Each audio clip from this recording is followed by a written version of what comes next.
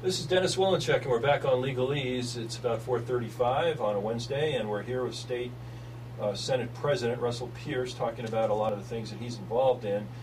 Boy, the time goes by so quickly, you know, and there's so many things to talk about. But let me change the focus, and I apologize for interrupting here and there to do this, but let me change the focus to your experience when you were Chief Deputy in the jail system. I was just informed that today is the, I think, 18th or 19th? 18th anniversary of Tent City. And you were involved in that, weren't you? I was, very heavily. What happened, it was kind of an interesting story. You know, and you're very familiar with this case. There was a decision made when Judge Mickey of the Ninth Circuit Court took personal pride in running jails across the country and defending, again, inmates. You know, the only thing he didn't do is allow each one to have a barbecue outside of their cell door. And by the way, for our listeners, all of that went up into the U.S. Supreme Court, where they basically said you're not supposed to micromanage the jails to all these federal judges. Right. They did, because they were out of control. Right. And so anyway, what happened in Maricopa County is the jails went almost, it cost the taxpayers millions of dollars because they decided to dictate jail space for inmates much better than our military have and so forth. And all of a sudden, our 8-man cells went to 4-man cells, and 4-man cells went to 2-man cells, and 2-man cells went to 1-man cells. And that just cut our jail capacity by court order in half. Not real capacity, but allowed capacity. And so then we had a bond election in Maricopa County in 91, and that bond election failed. And so as chief in 93, I told, again, two of my folks, Larry Wint and Tom Buchanan, because it was right after Desert Storm, and they were allowing the law enforcement to use the military surplus. And I said, I'd like to put up Tent City. I said, go see if we can't get some, because jails were not a part of that. Law enforcement was fighting crime and so forth, but jails not specific. So I sent them to the Pentagon. I said, I want you to go see the general. I want permission as a pilot to use that surplus. I want to put up a Tent City. We're not going to let people out. As long as I am here, and as long as Sheriff Joe's here, I guarantee you, there'll never be a no vacancy sign out of Maricopa County.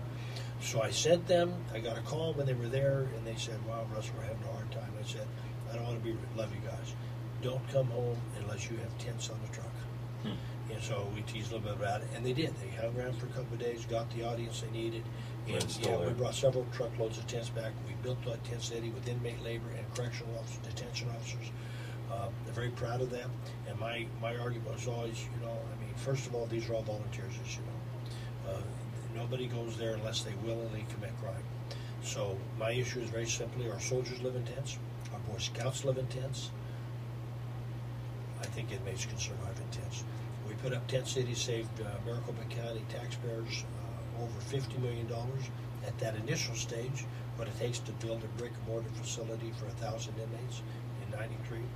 And of course, Sheriff Joe has expanded it a bunch since then, and continues to recognize its importance for not only image, but simply the right thing to do. You know, county inmates are a little different than prisoners. They're short-termers. I think the average time right now for a jail inmate, unsentenced, I'm talking about, not unsentenced, is 23 days. So they're there for short term. They'll survive that very comfortably. You know, and it saves the taxpayers millions and millions and millions of dollars. Let me change the focus and ask you a little bit, Senator, about what the priorities are for you as well as the Senate and, frankly, the state over the next year. Well, what are you trying to accomplish?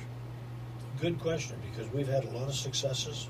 You know, here in this last year, again, a monumental year in my opinion. The governor agrees with that.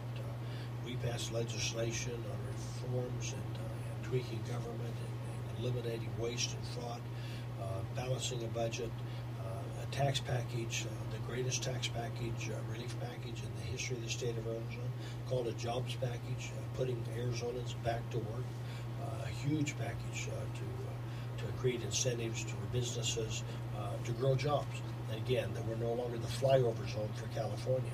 They're leaving California in droves. They'd like to have a place to land with like Arizona. And I'm not a believer in special tax breaks for certain business. I want all of Arizona to be what's called an enterprise zone.